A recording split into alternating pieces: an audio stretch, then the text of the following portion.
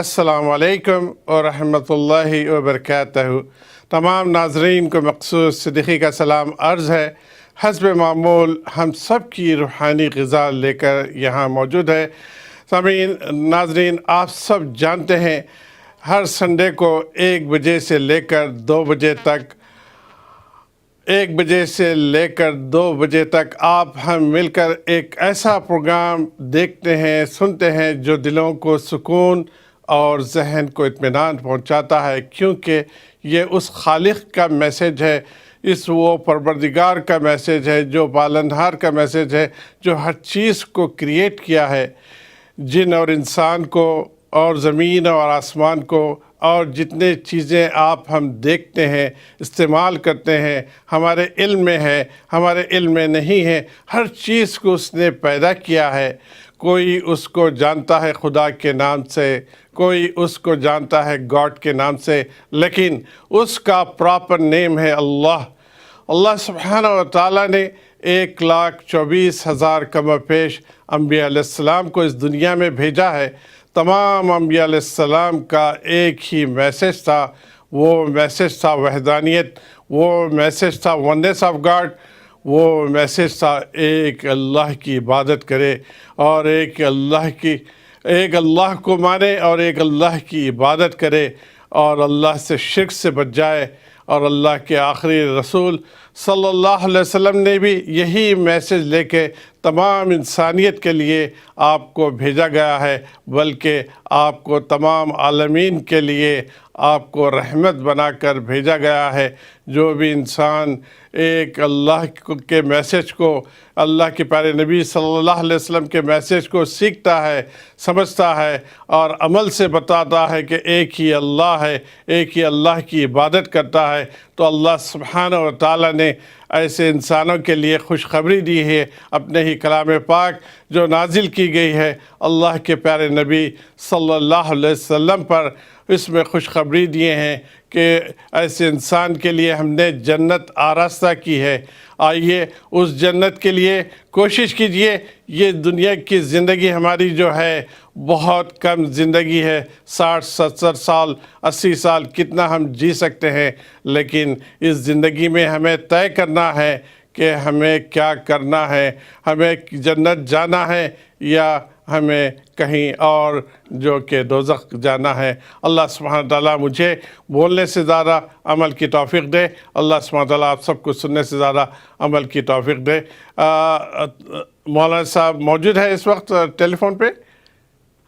جی اچھا۔ جی ناظرین، مولانا امتیاز الرحمن تھانوی صاحب اس وقت ٹیلی فون کے ذریعے موجود ہے، ہم اس پروگرام میں ویلکم کرتے ہیں۔ السلام علیکم ورحمۃ اللہ وبرکاتہ۔ جی وعلیکم السلام ورحمۃ اللہ وبرکاتہ۔ میں بھی جو ہمارا پروگرام لائٹ آف اسلام دیکھ رہے ہیں ان سب کو میں سلام عرض کرتا ہوں اور دعا کی درخواست کرتا ہوں۔ جی مولانا صاحب، جس طرح سے قرآن کی تلاوت سے یہ پروگرام شروع ہوتا ہے، جی تو بسم اللہ کیجیے، اللہ کا کلام ہم سب مل کے سنتے ہیں۔ اعوذ باللہ من الشیطان الرجیم، بسم اللہ الرحمن الرحیم، الف لام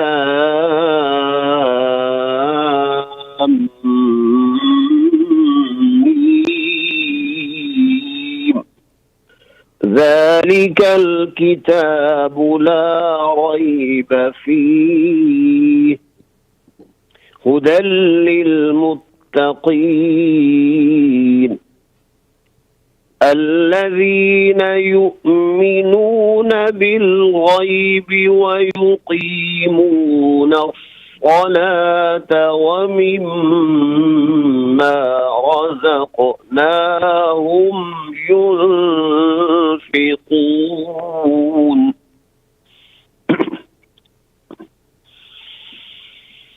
والذين يؤمنون بما أنزل إليك وما أنزل من قبلك وبالآخرة هم يوقنون أولئك على هدى من ربهم أولئك على هدى من ربهم وأولئك هم المفلحون صدق اللہ العظیم۔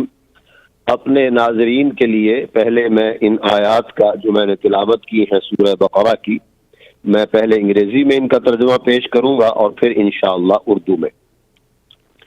With the name of Allah, the all merciful, the very merciful. Alif Lam Mim. That book has no doubt in it.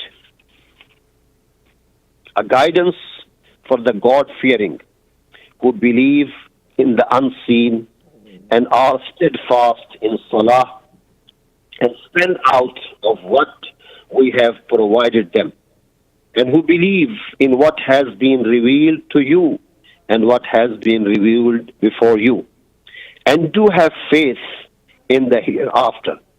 It is these who are on guidance given by their Lord, and it is just these who are successful. وَمَا عَلَيْنَا إِلَّا الْبَلَاغُ الْمُبِينَ۔ اردو میں ترجمہ یہ ہے کہ الف لام میم، یہ کتاب ہے اللہ کی جس میں کوئی شک نہیں، یہ کتاب ہدایت ہے ان لوگوں کے لیے جو اللہ کا خوف اپنے دل میں رکھتے ہیں، اور یہ وہ لوگ ہیں جو غیب پر اور اندیکھی چیزوں پر ایمان رکھتے ہیں اور نماز کو پوری طرح قائم کرتے ہیں، اور اس مال میں سے جو ہم نے ان کو عطا کیا ہے وہ اللہ کے راستے میں خرچ کرتے ہیں، اور یہ وہ لوگ ہیں جو ایمان رکھتے ہیں اس چیز پر جو اے محمد صلی اللہ علیہ وسلم، اس کتاب پر جو آپ کی طرف اتاری گئی اور اس پر جو آپ سے پہلے اتاری گئی، اور یہ وہ لوگ ہیں جو آخرت پر یقین رکھتے ہیں، یہی لوگ ہیں جو اپنے پروردگار کی طرف سے ہدایت پر ہیں، اور یہی وہ لوگ ہیں جو کامیابی حاصل کرنے والے ہیں۔ صدق اللہ العظیم۔ محترم ناظرین، میں نے ان آیات کا ترجمہ آپ کے سامنے انگریزی میں بھی پیش کیا، اردو میں بھی پیش کیا۔ پہلا جو کلمہ ہے ذالک الکتاب لا ریب فیہ، یہ بہت اہم کلمہ ہے۔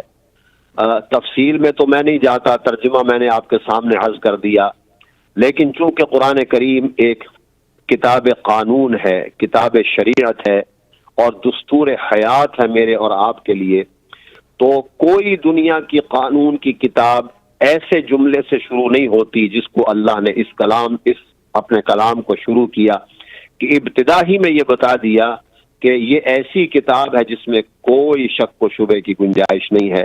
دنیا کا کوئی دستور، کوئی کانسٹیٹیوشن ان الفاظ سے شروع نہیں ہوتا۔ پھر اللہ تعالیٰ نے بتایا کہ یہ کتاب ہدایت ہے، اول سے لے کے آخر تک اس کا ایک ایک حرف، اس کا ایک ایک لفظ ہدایت سے بھرا ہوا ہے، لیکن ہدایت ان لوگوں کے لیے ہے جو اللہ کا خوف اپنے دل میں رکھتے ہیں۔ اور پھر اللہ تعالیٰ نے ان لوگوں کی نشانیاں بیان کی ہیں جو غیب پر ایمان رکھتے ہیں، نماز قائم کرتے ہیں، اللہ کے راستے میں جو مال اللہ نے دیا ان کو خرچ کرتے ہیں۔ یہ علامات بتائیں اللہ نے ان لوگوں کی جو اللہ کا ڈر دل میں رکھتے ہیں، پھر جو قرآن کریم پر ایمان رکھتے ہیں، اور جو اس سے پہلے اللہ کی کتابیں نازل ہوئی ان پر ایمان رکھتے ہیں۔ یہ سب متقین کی صفات ہیں، اور پھر آخرت پر یقین رکھتے ہیں۔ یہ تمام صفات گنوانے کے بعد اللہ نے کہا کہ اگر دیکھا جائے تو دنیا میں یہی لوگ ہدایت پر ہیں، اور یہی انشاءاللہ دنیا میں بھی کامیاب ہوں گے اور آخرت میں بھی کامیاب ہوں گے۔ یہ میں نے قرآن کریم کی جو آیات تھی ان کا ایک مختصر سا خلاصہ آپ کے سامنے پیش کیا ہے۔ جیسے ہمارے بھائی مخصوص صدیقی کہہ رہے تھے کہ اللہ کا کلام اس لیے نازل ہوا ہے تاکہ ہم اس کو پڑھیں، اس کو سمجھیں، اس پر عمل کریں، اور یہ مضمون ہم کئی مرتبہ بیان کر چکے ہیں کہ جتنے بھی مسلمان ہیں ان سب پر قرآن کریم کے 5 بڑے بڑے حقوق ہیں، 5 حقوق ہیں، ان کو آپ ذہن میں رکھیے۔ نمبر 1، اس کتاب پر ایمان لانا جیسے کہ ایمان لانے کا حق ہے۔ نمبر 2، اس کتاب کریم کو پڑھنا جیسے اس کو پڑھنا چاہیے۔ نمبر 3، اس کلام مجید کو سمجھنا، اللہ کے اس پیغام کو سمجھنا کہ یہ قرآن میرے لیے اتارا گیا ہے، اس میں کیا میسج ہے میرے لیے، کیا پیغام ہے میرے لیے۔ نمبر 4، اس کا حق یہ ہے کہ پھر اس کو سمجھ کر اس پر عمل کرنا، کیونکہ یہ کتاب صرف اس لیے نازل نہیں ہوئی کہ ہم اس کو پڑھ لیں، دیکھ لیں، آنکھوں سے لگا لیں، چوم لیں، سر پہ رکھ لیں، بلکہ یہ کتاب میں نے بتایا کہ اس لیے نازل ہوئی اس پر ایمان ہو پورا، اس کی تلاوت کی جائے، اس کو پڑھا جائے، اس کو سمجھا جائے اور عمل، پھر آخری جو ہے یہ عمل کیا جائے۔ اور 5ویں ہماری ذمہ داری یہ بھی ہے کہ پھر اللہ کے اس میسج کو، اس پیغام کو عام کیا جائے پوری دنیا کے اندر کہ یہ اللہ کا پیغام ہے، جیسے اللہ نے ہمیں عطا کیا ہے ایسے ہی ہم دوسروں کو اب آگے یہ پیغام پہنچائیں، یہ بھی ہماری ذمہ داری ہے۔ اسی لیے اللہ تعالیٰ نے کہا کہ یا ایھا الرسول بلغ ما انزل الیک من ربک، کہ اے نبی صلی اللہ علیہ وسلم جو کچھ آپ پر اتارا گیا ہے اس کو انسانوں تک پہنچا دیجئے، وَإِن لَّمْ تَفْعَلْ فَمَا بَلَّغْتَ رِسَالَتَهُ، اور اگر آپ نے ایسا نہ کیا تو گویا آپ نے حق رسالت کو ادا نہیں کیا۔ تو بہرحال یہ 5 بڑے بڑے حقوق ہیں، ان کی تفصیل انشاءاللہ وقتاً فوقتاً ہم عرض کرتے رہیں گے۔ بہرحال اللہ کا یہ کلام ہے جس میں کوئی شک نہیں، اور اس میں جی، اور قرآن کریم کی ایک آیت ہے جو میں پڑھ کر پھر مقصود بھائی سے بات کرتا ہوں کہ وَإِن كُنتُمْ فِي رَيْبٍ مِّمَّا نَزَّلْنَا عَلَىٰ عَبْدِنَا، اے لوگوں اگر تمہیں جو ہم نے اپنے نبی محمد، اپنے بندے محمد صلی اللہ علیہ وسلم پر کلام اتارا ہے، اگر تمہیں اس میں کوئی شک ہے تو فَأْتُوا بِسُورَةٍ مِّن مِّثْلِهِ، تو اس جیسی ایک سورت لے آؤ اگر تمہیں شک ہے، اور وَادْعُوا شُهَدَاءَكُم مِّن دُونِ اللَّهِ إِن كُنتُمْ صَادِقِينَ، اور تو ہم تمہیں نہیں بلکہ اور لوگوں کو بھی، جنات و انسان کو بھی تم مدعو کر لو تاکہ وہ اس جیسی ایک صورت لے آئیں اگر تم سچے ہو۔ اور پھر فرمایا ہوا فَإِن تَفْعَلُوا وَإِن لَّمْ تَفْعَلُوا، اور اگر تم ایسا کرو اور تم ہرگز نہیں، وَإِن تَفْعَلُوا وَلَن تَفْعَلُوا، تم اگر ایسا کرو اور تم ہرگز ایسا نہیں کر سکتے تو پھر سمجھ لو کہ اس آگ سے بچو جس کو اللہ تعالیٰ نے یعنی کافروں کے لیے تیار کر سکتا ہے۔ فَإِن لَّمْ تَفْعَلُوا وَلَن تَفْعَلُوا، اگر تم نے ایسا نہ کیا اور یقیناً تم ایسا ہرگز قیامت تک نہیں کر سکو گے۔ مقصود صاحب یہاں جو قرآن کریم کا اسلوب ہے جو لن تفعلوا ہے، یہ جو ہمارے گرامیٹیکل اصول کے مطابق جو صرف و نحو کا اصول ہے اس میں یہ ہوتا ہے کہ جب کسی ورب کے اوپر، فعل کے اوپر آپ حرف لن لے آتے ہیں تو مستقبل میں کمپلیٹ نفی ہو جاتی ہے۔ ولن تفعلوا کا مطلب یہ ہے کہ قیامت تک تم ایسا نہیں کر سکو، ہرگز تم نہیں کر سکو گے، یہ نہیں کہ اب نہیں، بلکہ ٹل دا ڈے آف ججمنٹ تم ایسا کلام نہیں لا سکتے۔ ولن تفعلوا، دن اللہ نے کہا فاتقوا النار التي وقودها الناس والحجارہ، تو یہ ایسا کلام ہے کہ اگر ساری دنیا جمع ہو جائے، ساری دنیا کے پڑھے لکھے فصحاء بلغاء جمع ہو جائیں اور یہ چاہیں کہ جیسا اللہ کا کلام ہے ہمیں جیسی ایک سورت یا ایک آیت لے آئیں تو نہیں لا سکتے۔ اور دوسری جگہ اللہ تعالیٰ نے فرمایا کہ قل لئن اجتمعت الانس والجن على ان يأتوا بمثل هذا القرآن لا يأتون بمثله ولو كان بعضهم لبعض ظهيرا، اے نبی آپ اعلان کر دیجئے اگر تمام جن اور انسان اکٹھے ہو جائیں اور یہ کوشش کریں کہ اس جیسی کوئی کلام لے آئیں تو نہیں لا سکتے، اگرچہ ایک دوسرے کا تعاون بھی وہ کرنے لگے۔ تو اللہ تعالیٰ نے ہمیں یہ کتاب ہدایت عطا فرمائی ہے، دعا کریں کہ اللہ تعالیٰ ہمیں اس پر پورا یقین رکھنے کی، ایمان لانے کی، پڑھنے کی، سمجھنے کی اور آگے اس میسج کو پہنچانے کی توفیق عطا فرمائے۔ آمین آمین۔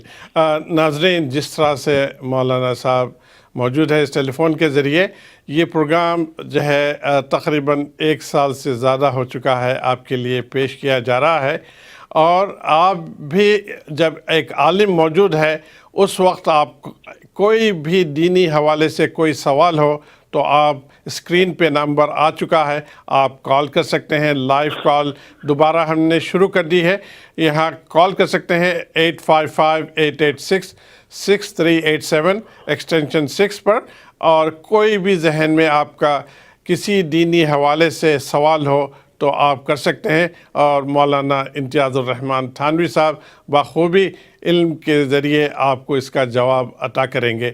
اور دوسری چیز، اللہ سبحانہ و تعالیٰ نے اور بھی کتابیں نازل کی ہے ڈیفرنٹ پیغمبروں پر، اور کچھ کتابوں کے نامیں ہم جانتے بھی ہیں، عیسیٰ علیہ السلام پر، موسیٰ علیہ السلام پر، ابراہیم علیہ السلام پر صحیفے، یہ ساری کتابیں اللہ کی طرف سے نازل کی گئی ہے۔ لیکن انسانوں نے، جو گریڈی انسان، جو اپنے قلم بند کر کے وہ کتابوں کو اپنی اصلی حالت میں موجود نہیں رکھا، اللہ سبحانہ و تعالیٰ نے اس کلام پاک قرآن مجید کو اسی میں بتایا ہے کہ یہ قرآن جو اللہ کا میسیج ہے، قیامت کے آخری لمحے تک اس کو اللہ سبحانہ و تعالیٰ محفوظ رکھیں گے۔ چنانچہ ہم دیکھتے ہیں 1400 سال ہو چکے ہیں اپنی اصلی حالت میں رہ کر قرآن مجید تمام انسانیت کو یہ پیغام دے رہا ہے، اللہ کا پیغام، اللہ کا میسیج۔ ہمیں سیکھنا چاہیے، سمجھنا چاہیے، اس پر عمل کرنا چاہیے۔ اب بریک کی ریکویسٹ آئی ہے، انشاءاللہ بریک کے فوری بعد پھر آپ سے گفتگو رہے گی۔ السلام علیکم ورحمۃ اللہ وبرکاتہ۔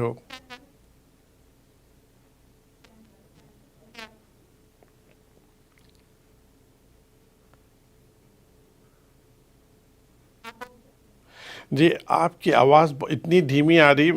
دنیا میں پہلی ملاقات ہوئی وہ بھی 10 محرم کو۔ اسی طرح سے نوح علیہ السلام کی قوم پر جو عذاب آیا، اور کشتی عذاب کے بعد جو جا کر جس پہاڑ پر ٹھہری ہے، جودی پہاڑ، وہ بھی 10 محرم کو وہ واقعہ ہوا۔ اسی طرح سے جو ہے بہت سارے پیغمبر کو کا واقعات ملتے ہیں، اور یہ بہت امپورٹنٹ مہینہ ہے، اس میں روزوں کی بھی بہت امپورٹنٹ ہے۔ آئیے ہم مولانا امتیاز الرحمن تھانوی صاحب سے دریافت کرتے ہیں کہ 9 اور 10 کے محرم کی کیا امپورٹنس ہے، ذرا بتائیے مولانا صاحب۔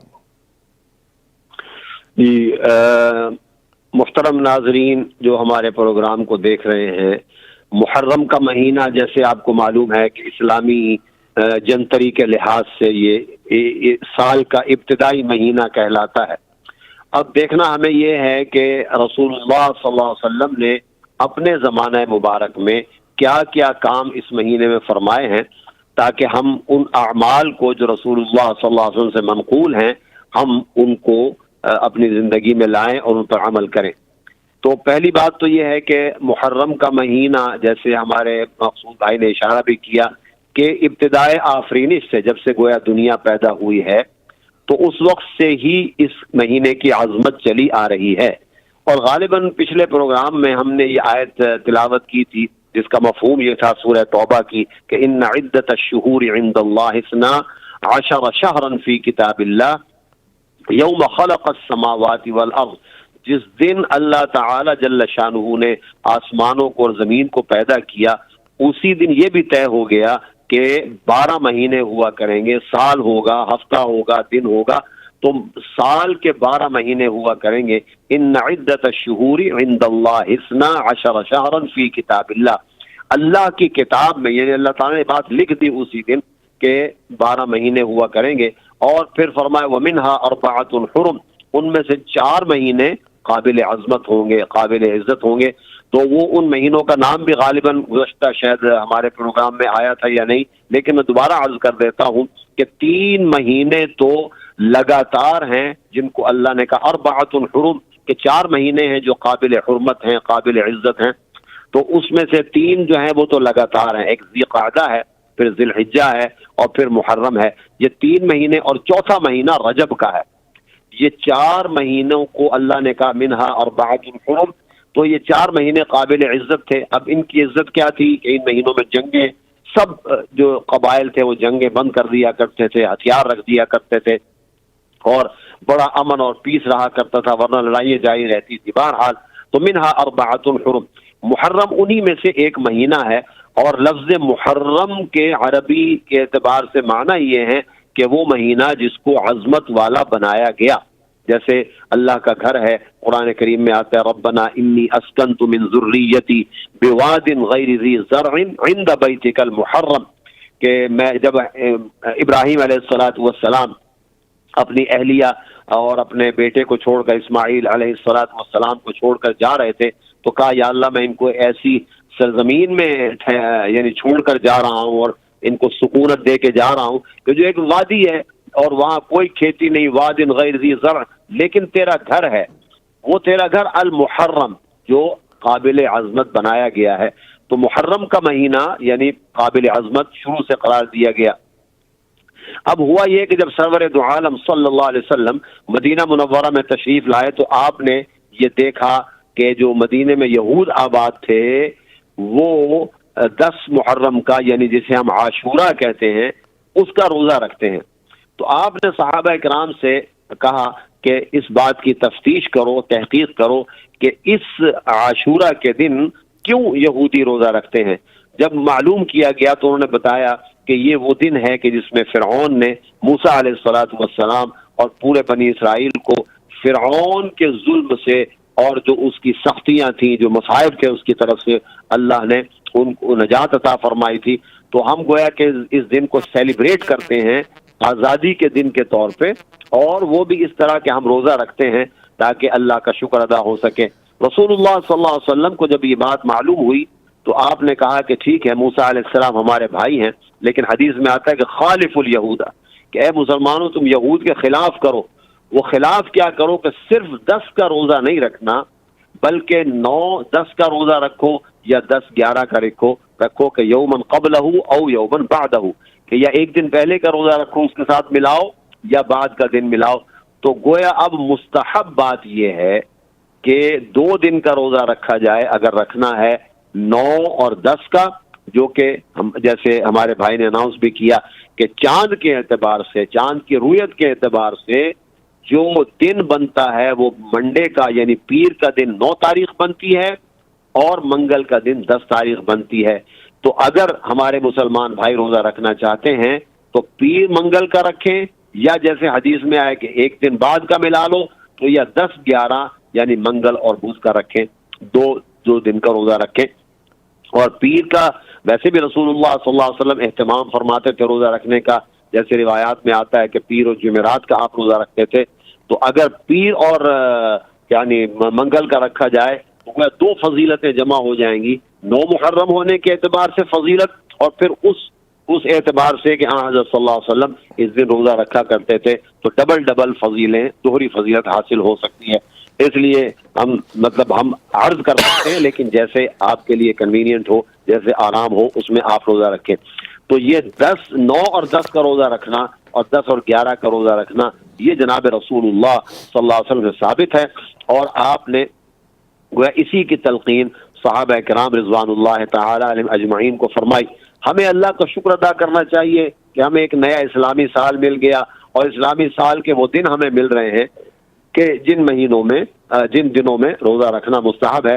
تو ہمیں کوشش کرنی چاہیے، دیکھیے روزہ فرض نہیں ہے، کوئی سنت مؤکدہ نہیں ہے، مستحب ہے، لیکن بہرحال مستحب کام کی بھی بعض اوقات بڑی وقت ہوتی ہے۔ جیسے حدیث میں آتا ہے کہ اب نفل نماز جو ہے ایک آپشنل نماز ہے، اور آپ اس کو پڑھیں تو بہت بڑا ثواب ہے، نہ پڑھیں تو کوئی گناہ نہیں۔ ریکویسٹ آئی ہے شارٹ بریک کی، تو انشاءاللہ بریک لے کر پھر واپس آئیں گے۔ السلام علیکم رحمۃ اللہ وبرکاتہ۔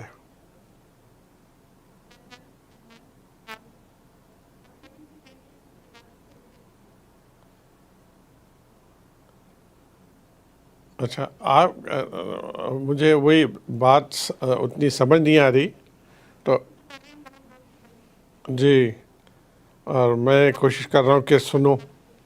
جی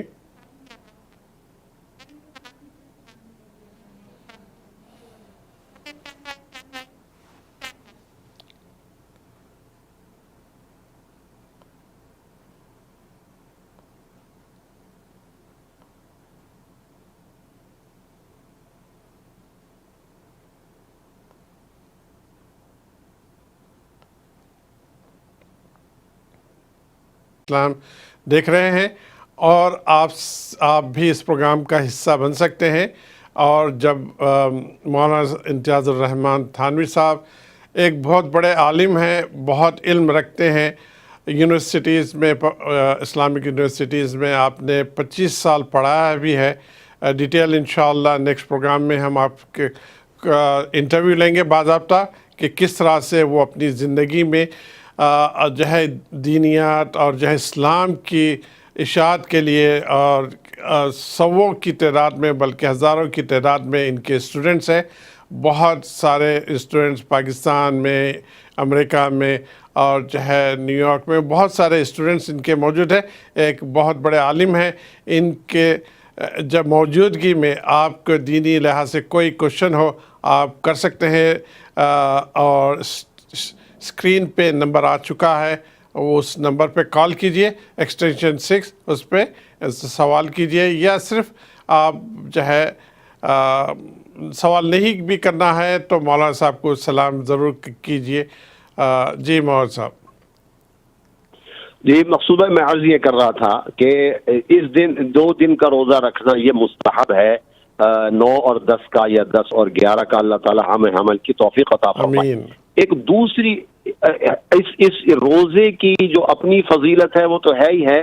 ایک حدیث رسول اللہ صلی اللہ علیہ وسلم کی میں نقل کرنا چاہتا ہوں، جس میں رسول اللہ صلی اللہ علیہ وسلم فرمایا کہ جو آدمی یعنی روزہ رکھے گا 10 محرم کا اور 9 کا ملا کر، تو آپ نے ارشاد فرمایا ہے کہ میں اللہ کی ذات سے اس بات کی امید رکھتا ہوں کہ یہ روزے اس کے لیے کفارہ بن جائیں گے ان گناہوں کے لیے جو اس نے پہلے جو پچھلے سال اس نے کیے ہیں. اور کفارہ بننے کا مطلب یہ ہے کہ گویا اللہ تعالیٰ ان روزوں کی برکت سے پچھلے سال کے جو صغائر کی میں قید لگا رہا ہوں کہ جو چھوٹے گناہ اس نے کیے ہیں ان کو اللہ تعالیٰ معاف فرما دے گا. کبائر جو ہیں وہ تو توبہ سے معاف ہوتے ہیں، لیکن بعض اعمال کی وجہ سے وہ چھوٹے گناہ معاف ہو جاتے ہیں. تو اس لیے اللہ رسول اللہ صلی اللہ علیہ وسلم نے ان کی فضیلت میں یہ بات ارشاد فرمائی کہ میں امید رکھتا ہوں اللہ کی ذات سے کہ جو اس نے پچھلے سال گناہ کیے تھے اللہ ان روزوں کی برکت سے اس کو جو ہے معاف فرما دیں گے. اور میں سمجھتا ہوں کہ یہ بہت ہی بڑی فضیلت ہے کہ اللہ تعالی ہمیں گناہوں سے پاک و صاف کر دے اور کبھی کبائر سے ہم توبہ کر لیں. تو ہم تو یعنی تھوڑی سی دیر میں اور ایک چھوٹے سے عمل کے ساتھ گویا چند گھنٹوں کی بھوک پیاس برداشت کرنے کے بعد اللہ کے اتنے قریب ہو جاتے ہیں کہ جس کی کوئی انتہا نہیں. کیونکہ گناہ ہی تو ہوتے ہیں جو ہمیں اللہ کے قرب سے گویا قرب نہیں حاصل ہونے دیتے. لیکن جب اللہ تعالیٰ فرماتے ہیں میں نے گناہوں کو معاف کر دیا تو گویا وہ جو چیز دوری کا ذریعہ تھی وہ ختم ہو گئی. اب ہم اللہ کے قریب ہو گئے. پھر اللہ سے توبہ کرے آدمی، اپنے کبائر بھی معاف کرا لے. تو ایک تو یہ حدیث کی فضیلت میں آتی ہے. دوسری حدیث یہ ہے کہ رسول اللہ صلی اللہ علیہ وسلم فرمایا کہ رمضان کے روزوں کے بعد جو بہترین اور فضیلت والا روزہ ہے وہ یہ 10 محرم کا روزہ ہے. ماشاءاللہ 10 محرم کا روزہ ہے. تو اس لیے رمضان کے روزوں کی کتنی فضیلت ہے. اب اس کے بعد دوسرا درجہ وہ ان روزوں کا ہے جو ہم محرم میں رکھتے ہیں. یہ 2 حدیثیں ہو گئی. اور دوسری ایک بات یہ بھی روایات میں ملتی ہے کہ رسول اللہ صلی اللہ علیہ وسلم نے ایک طرح سے ہمیں ترغیب دی ہے کہ اپنے اہل و عیال پر یعنی اپنی فیملی ممبرز کے اوپر، جس میں آپ کی اولاد تو ظاہر ہے شامل ہے ہی ہے، لیکن ظاہر ہے کہ ہماری فیملی میں غربا بھی ہوتے ہیں جو بیچارے یعنی ضرورت مند ہوتے ہیں اور ہمیں ان کا تعاون کرنا چاہیے. کیونکہ جو بھی آپ صدقہ، زکوٰۃ یا جو بھی آپ دعوت کا اہتمام کرتے ہیں تو اس سے پہلے کہ آپ دوستوں کو بلائیں اپنے غریب رشتہ داروں کا بہت خیال کریں. ان کا اہم ترین حق ہے. اور حدیث میں بھی آتا ہے کہ جب تم زکوٰۃ نکالو تو سب سے پہلے اپنے ریلیٹیوز کا خیال کرو. ریلیٹیو کا خیال کرو. اگر وہاں کوئی غریب موجود ہے اس کے ساتھ پہلے تعاون کرو. ہم جو ہے دوسرے کاموں میں پیسہ لگا دیتے ہیں لیکن حقیقت یہ کہ پہلا حق ہمارے غریب رشتہ داروں کا بنتا ہے. بہرحال اس پر بھی انشاءاللہ کبھی بات کریں گے. تو پھر اس کے بعد جو ہے آپ یعنی کہ یہ تو ان پر جو آدمی اس دن وسعت کرے گا. کیا مانا؟ یعنی آپ گھر میں ایک کھانا پکاتے تھے، آپ نے 2 کھانے بنائے اور پھر اس کو بچوں کو بھی کھلایا، اپنے غریب داروں کو بھی کھلایا. تو رسول اللہ صلی اللہ علیہ وسلم فرماتے ہیں کہ اس کی برکت سے اس دن جو آپ نے اپنے اہل و عیال پر فراخی کی ہے، ان کو یعنی کھانا کھلانے میں فراخی کی ہے، اللہ تعالیٰ تمام سال تمہارے رزق میں فراخی پیدا کر دے گا ماشاء اللہ. تو یہ بھی ان روزوں کی، اس روزے کی برکت ہے. اس لیے اور میں سمجھتا ہوں کہ ہماری مساجد میں اہتمام ہونا چاہیے کہ جو لوگ بھی 9 اور 10 محرم کا روزہ رکھیں گے وہ اس دن وہ مسجد میں آ کے افطار کریں. اللہ تعالیٰ ہمیں توفیق عطا فرمائے. امین امین. یہ تو جی ناظرین، مقصود بھائی جی ناظرین، یہ تو بات تھی. اللہ سبحانہ تعالیٰ ہمیں عمل کی توفیق دے. جی ناظرین، اللہ کا کتنا بڑا کرم ہے ایمان رکھنے والوں پر.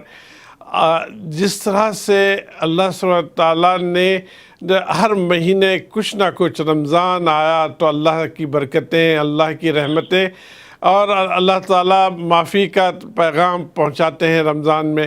اسی طرح سے ذی الحج آتا ہے تو پہلے 10 دن ذی الحج کے وہ بھی بہت امپورٹنٹ رکھتے ہیں اللہ تعالیٰ. پھر یہ جو مہینہ ہے محرم کا، اس مہینے کے روزے، اور جو ہے اللہ تعالیٰ اپنے بندوں کے ساتھ بہت پیار کرتے ہیں، بہت جو ہے معافی کا معاملہ کرنا چاہتے ہیں. ہم یقیناً ہم لوگ گنہگار بندے ہیں، چلتے پھرتے ہم سے گناہ ہو جاتے ہیں. تو یہ 2 روزے اگر ہم رہ لیں تو سارے سال کے جو چھوٹے موٹے چلتے پھرتے جو گناہ ہو جاتے ہیں تو اللہ سبحانہ تعالیٰ اپنے کرم کے ساتھ اس کو معاف کر دیتے ہیں. جو بڑے گناہ ہوتے ہیں، جس طرح سے نماز ہم مس کر دیتے ہیں، جو فرض نماز ہے اس کو مس کر دیے تو وہ نماز مس کرنے کا گناہ معاف ہو جائے گا، لیکن نماز ابھی بھی ڈیو ہے. اسی طرح سے ہم کسی سے قرضہ لیے ہیں اور اس کو ڈیلے کر رہے ہیں، دے نہیں رہے، تو اس کا جو گناہ ہے وہ معاف ہو جائے گا، لیکن وہ قرضہ ابھی بھی ڈیو ہے. کسی کی پراپرٹی، کسی کے جو ہے کے ساتھ بدسلوکی، بہت سارے چیزیں ہیں یہ ہم کرتے ہیں. جب تک وہ چیزیں ان بندوں سے معافی نہیں چاہے تو پھر اللہ پھر معاف نہیں کرتا. جی مولانا صاحب. جی الحمدللہ. دوسری جو بات ہے وہ میں یہ عرض کرنا چاہتا ہوں کہ آپ نے فرمایا کہ اس میں بہت سے واقعات رونما ہوئے. اسی میں ایک اہم واقعہ یہ بھی ہے کہ ہمارے پیارے نبی صلی اللہ علیہ وسلم کے جو نواسے تھے سیدنا امام حسین رضی اللہ تعالیٰ عنہ، ان کی 10 محرم کو میدان کربلا میں شہادت ہوئی. اور یہ مظلومانہ شہادت ہے اور ظاہر ہے کہ تاریخ اسلام کا یہ بڑا واقعہ ہے. غالباً سن 61 ہجری یا 63 ہجری کا یہ واقعہ ہے. سیدنا حسین رضی اللہ تعالیٰ عنہ جو ہیں یہ آپ کے 2 بڑے پیارے نواسے ہیں، امام حسن اور دوسرے امام حسین. امام حسن بڑے تھے اور امام حسین رضی اللہ تعالیٰ عنہ چھوٹے تھے. جب سرور دو عالم صلی اللہ علیہ وسلم کا وصال ہوا تو یہ ان کی عمریں 6 7 8 برس دونوں بھائیوں کی تھیں. بہرحال یہ بھی ایک بڑا اہم واقعہ ہے کہ حضرت حسین رضی اللہ تعالیٰ عنہ کی جو ہے مظلومانہ شہادت ہوئی. قرآن کریم میں اللہ تعالیٰ نے ایک بڑا عظیم ارشاد فرمایا ہے شہداء کے بارے میں. قرآن تو پہلے نازل ہو چکا تھا، لیکن چونکہ غزوات ہونے تھے اور شہیدوں کا سلسلہ جاری ہونا تھا تو اللہ تعالیٰ نے یہ کہا کہ وَلَا تَقُولُوا لِمَنْ يُقْتَلُ فِي سَبِيلِ اللَّهِ أَمْوَاتٌ. بہت ہی اہم ارشاد ہے اللہ سبحانہ و تعالیٰ کا کہ ان لوگوں کو جو اللہ کے راستے میں مارے جاتے ہیں، قتل کر دیے جاتے ہیں، اے لوگوں تم ان کو مردہ مت کہو. وَلَا تَقُولُوا، یہ لا تقولوا جو ہے یہ نبی کا لفظ ہے، اور جب نہیں آ جاتی ہے جیسے امر پر عمل کرنا واجب ہے کہ اقیم الصلاۃ، اس پر عمل کرنا واجب ہے، اس طرح جب نہیں آ جاتی ہے تو اس پر بھی عمل کرنا واجب ہو جاتا ہے. تو اللہ تعالیٰ نے کہا کہ وَلَا تَقُولُوا لِمَنْ يُقْتَلُ فِي سَبِيلِ اللَّهِ أَمْوَاتٌ، کہ وہ مر گئے، وہ مردہ ہیں، ایسے نہ کہو. بل احیاء، بلکہ وہ تو زندہ ہیں. وَلَٰكِن لَا تَشْعُرُونَ، لیکن تم ان کی زندگی کا ادراک اور شعور نہیں رکھتے. کیونکہ جب انسان قبر میں چلا جاتا ہے تو پھر ایک برزخ کا سلسلہ شروع ہو جاتا ہے. اس عالم برزخ میں انسان کو ایک خاص قسم کی حیات دی جاتی ہے. تو سب سے زیادہ طاقتور حیات تو انبیاء کو دی جاتی ہے، اور انبیاء کے بعد پھر شہداء کا درجہ آتا ہے، پھر اور مسلمانوں کا درجہ آتا ہے. بہرحال تو اللہ نے کہا ان کے بارے میں شہداء، انبیاء کا تو بہت اعلیٰ درجہ ہے، شہداء اس سے نیچے ہیں، تو کہا بل احیاؤن، بلکہ بل ہم احیاؤن، بلکہ وہ زندہ ہیں، ولکن لا تشعرون، لیکن چونکہ وہ برزخی زندگی ہے تم اس کو شعور نہیں رکھتے، لیکن جب ہم کہہ رہے ہیں تو وہ زندہ ہے۔ اس لیے شہداء کو خاص لقب دیا جاتا ہے، خاص ٹائٹل دیا جاتا ہے، ان کا خاص اکرام ہے اللہ کی نظر میں۔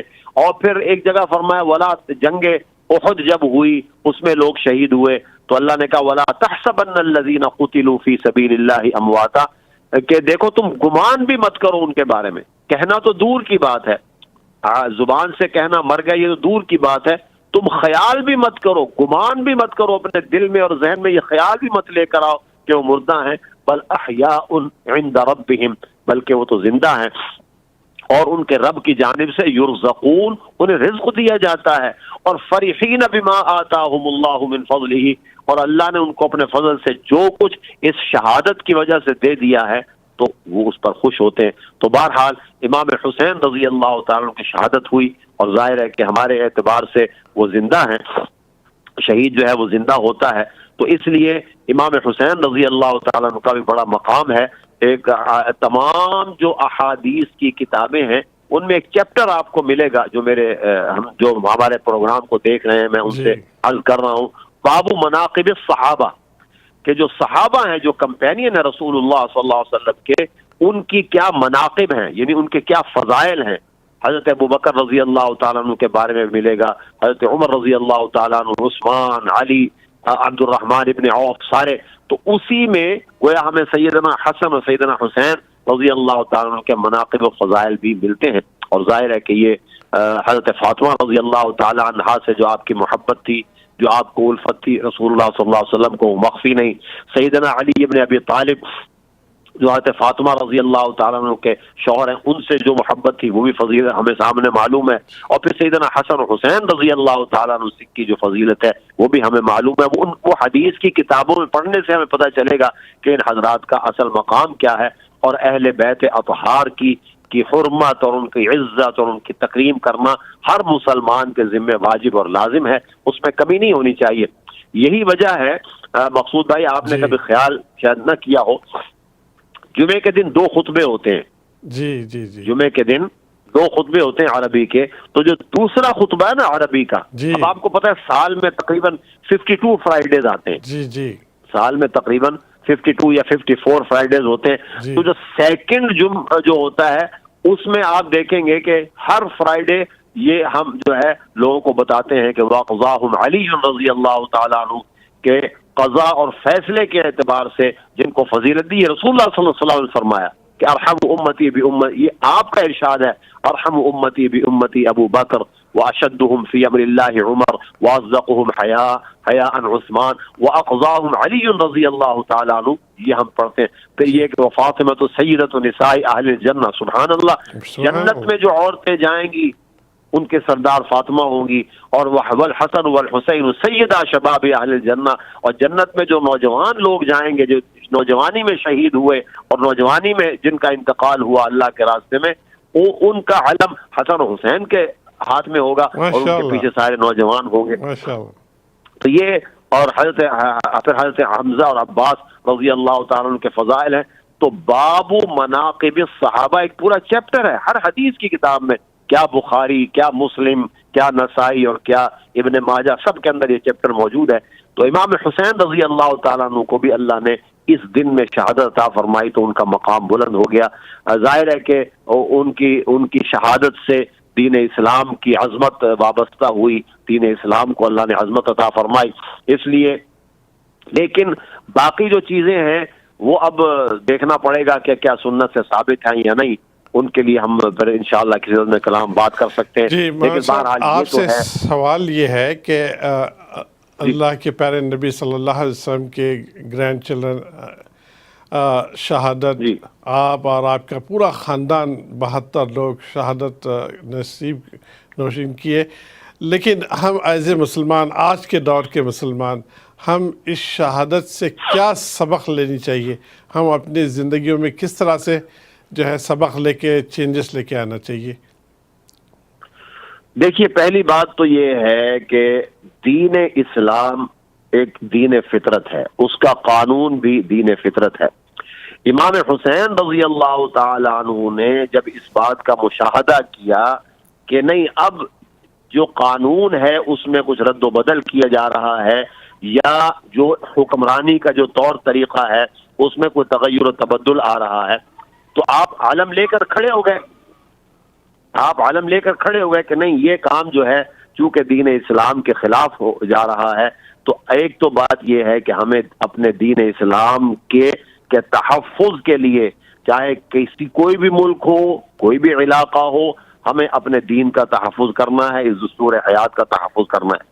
دوسری بات ہمیں یہ معلوم ہوئی کہ جب انسان حق کے لیے کھڑا ہوتا ہے اور حق بات کا اعلان کرتا ہے تو مصائب بھی آتے ہیں، تکالیف بھی آتی ہیں، تو انسان کے اندر یہ جذبہ ہونا چاہیے کہ حق بات کو پھیلانے میں اور حق بات پر سٹینڈ لیتے ہوئے اگر مجھے کچھ مصائب و آلام اور پریشانیوں کا سامنا کرنا پڑے گا تو میں ان کو یعنی کہ خوش دلی سے برداشت کروں گا، کیونکہ میں یہ کام اپنے لیے نہیں کر رہا بلکہ اپنے دین کو بچانے کے لیے اور اپنے اللہ کے پیغام کو بڑھانے کے لیے کام کر رہا ہوں۔ تو ان مصائب و آلام پر کے لیے انسان کو تیار رہنا چاہیے۔ تیسری بات یہ ہے کہ بعض اوقات مالی قربانی دینی پڑتی ہے، جانی قربانی دینی پڑتی ہے، تو انسان کو تیار رہنا چاہیے اس بات کے لیے، کیونکہ اس سے بڑی سعادت کوئی نہیں۔ جیسے کہ اقبال نے کہا تھا کہ شہادت ہے مطلوب و مقصود ہے مومن، نہ مال غنیمت نہ کشور کشائی۔ تو اس لیے یہ ہمیں سبق لینا چاہیے امام حسین رضی اللہ تعالیٰ عنہ کو اس میں سے کہ دین اسلام پر عمل کریں۔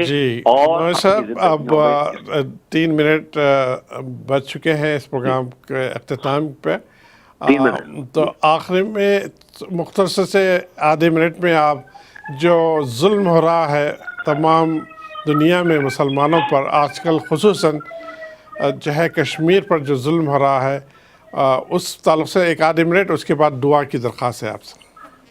جی بس میں صرف یہ عرض کرنا چاہوں گا حضرت کہ مسلمانوں کو چاہیے اتحاد اور یونٹی پیدا کریں اپنے اندر، اور اپنی آواز کو ایک بنائیں، اور پھر ہماری آواز سنی جائے گی۔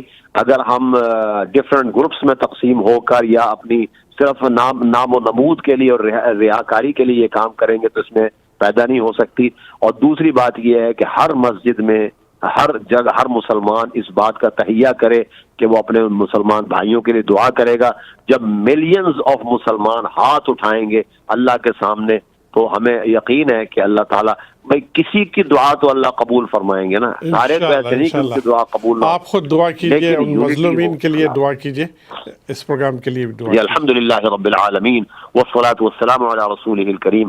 اے اللہ ہمارے کشمیر کے مسلمان بھائیوں بہنوں پر رحم فرما، یا اللہ ان کو آزادی عطا فرما، یا اللہ کفار کے اور حنود کے چنگل سے نجات عطا فرما، یا اللہ دین اسلام کو اور مسلمانوں کو عظمت نصیب فرما، یا اللہ کفر کو اور کفار کو مغلوب فرما، ان کو مغلوب فرما، یا اللہ ان کے ظلم و ستم سے ان کو نجات عطا فرما، اور دنیا میں جہاں جہاں بھی ہمارے مسلمان بھائی یا اللہ ظلم و ستم کا شکار ہیں تو ان کو مظلومیت سے نجات عطا فرما، ان کے مخالفین اور دشمنوں کو ناکام و نامراد فرما۔ وصلی اللہ تعالی علی خیر خلقہ محمد وعلی آلہ واصحابہ اجمعین برحمتہ یا ارحم الراحمین۔ یا رب العالمین، مولانا صاحب جو دعا کی ہے اس کو قبول کرے۔